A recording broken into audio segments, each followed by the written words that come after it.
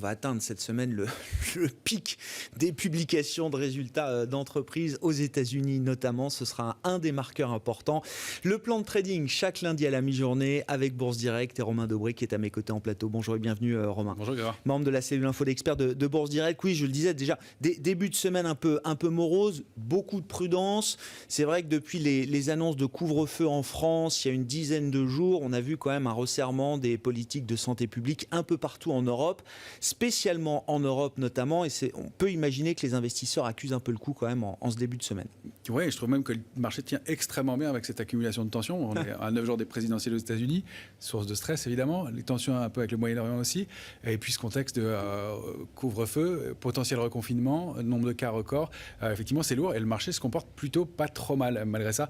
Alors les signaux commencent à être un peu négatifs sur le marché quand même. On le voit depuis la clôture du 20 octobre, mercredi dernier, 4929 points environ. Les vendeurs ont pris la main sur le futur CAC 40.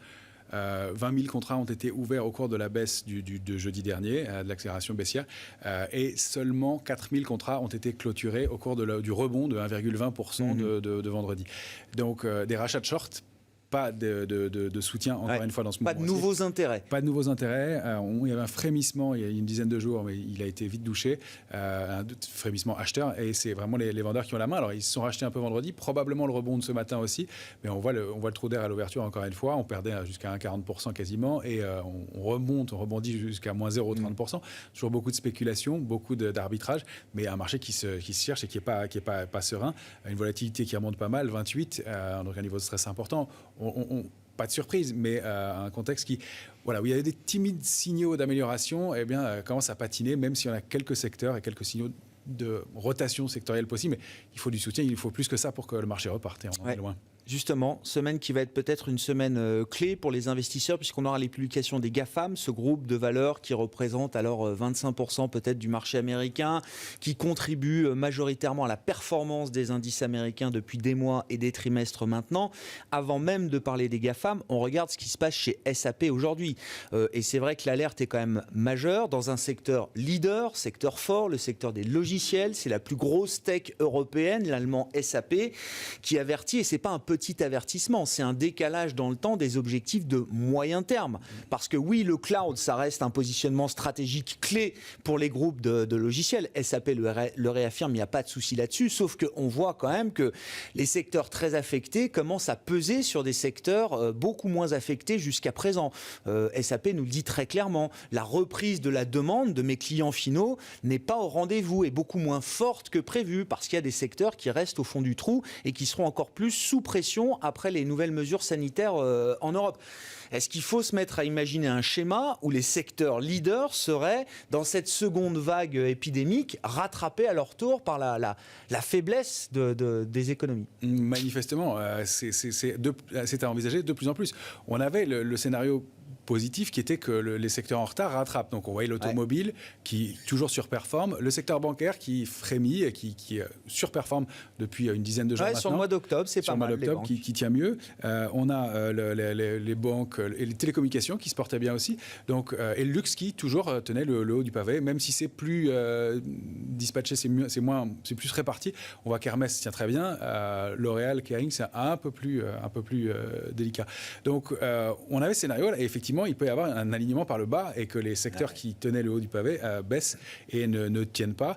Ça devient possible dans le contexte actuel. Il faut rappeler que sur les niveaux, graphiquement et techniquement, on se défend et on se débat au-delà de niveau d'alerte depuis 15 jours, depuis maintenant 2 semaines, depuis la nouvelle échéance des marchés dérivés et on n'arrive pas à s'en extraire, on n'arrive pas à s'en éloigner, on n'arrive pas à franchir des niveaux techniques importants et on est ce matin à nouveau sur des niveaux d'alerte importants. Alors, sur les marchés américains, c'est à peu près les niveaux actuels et on est même un tout petit peu en dessous. Le Dow Jones, par exemple, c'était 28 050, 28 150.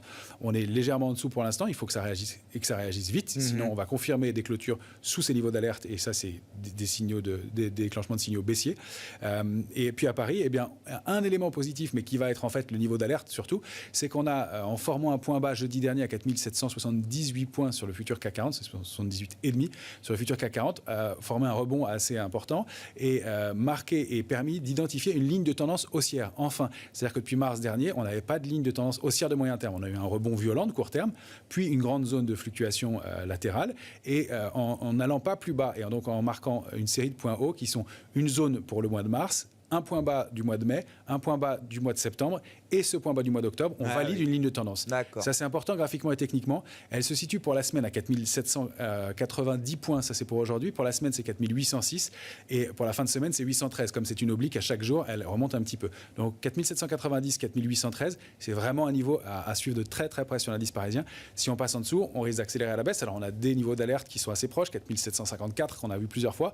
Pour moi, c'est le bas de l'ancien trading range, mais derrière des accélérations possible en direction de 4646 voire 4555 points. Donc pas d'alerte majeure, il y a toujours de la protection dans les portefeuilles, mais on voit beaucoup de sélectivité dans les dossiers. Les investisseurs ne prennent pas de risques. Quand c'est bon, on paye, et quand il y a de la visibilité un peu. Quand c'est pas bon, on vend immédiatement et les sanctions sont violentes. On le voit effectivement avec SAP ce matin. SAP moins 15, moins 20% quand même pour une tech la plus grosse européenne qui pèse 125 milliards d'euros de capitalisation boursière. D'où à mon sens un gros risque sur les GAFAM. Parce qu'on attend beaucoup d'elles.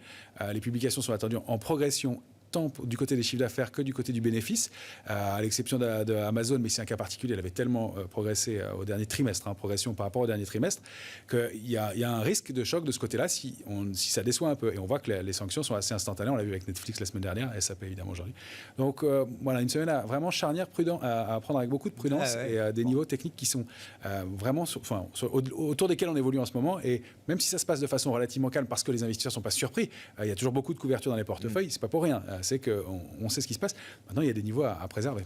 C'est vrai, vous le rappeliez, Netflix, alors, il n'est pas dans l'acronyme GAFAM à proprement parler, il est dans l'acronyme FANG Netflix, mais on le met généralement avec ce groupe de valeurs. Oui, il y a une petite déception quand même sur les résultats, y compris sur les objectifs que s'était fixé Netflix lui-même. Un bien petit sûr. peu en dessous. C'était 25%. Et la réaction de marché était négative. Et la réaction de marché était négative, pas trop méchante, mais elle était quand même assez négative. Et on pourrait s'attendre à des choses du même acabit, mais c'est vrai que des cas compliqués avec des progressions qui étaient extraordinaires. C'était quand même, je crois, 25% de la bande passante mondiale Netflix à un moment.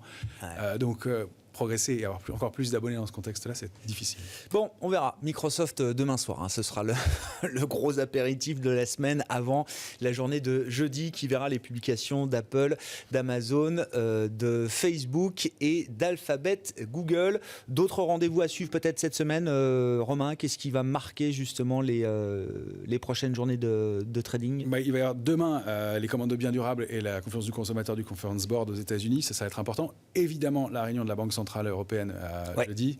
On va avoir des éléments complémentaires. On s'attend à un discours assez pessimiste de Christine Lagarde et des interventions, vous le disiez, probablement plutôt pas au cours de cette réunion-là, peut-être courant décembre. Le PIB américain pour le troisième trimestre, chiffre préliminaire, évidemment, ça c'est jeudi aussi, ça va être assez charnière. Voilà les gros rendez-vous qu'on va regarder du côté macroéconomique cette semaine. On peut dire que l'IFO ce matin en Allemagne est ressorti un peu moins bon, mais plutôt pas trop mal. Ceci dit, c'est un chiffre qui est un peu décalé dans le temps et qui est un peu en retard même, presque compte tenu des dernières mesures. Les choses vont très très vite. Le climat des affaires en Allemagne qui a été mesuré début octobre pour ce mois d'octobre, qui ressort un petit peu au-delà des attentes. Le PIB américain cette semaine, on attend une progression en rythme trimestriel annualisé de plus de 30%, mais là aussi, la question c'est de savoir maintenant avec ce regain épidémique en Europe et aux États-Unis, comment est-ce que l'économie va pouvoir se comporter sur la fin d'année et sur 2021. La question est à nouveau ouverte. Merci beaucoup Romain. Romain Dobré avec nous chaque lundi à la mi-journée dans Smart Bourse pour le plan de trading avec Bourse Direct.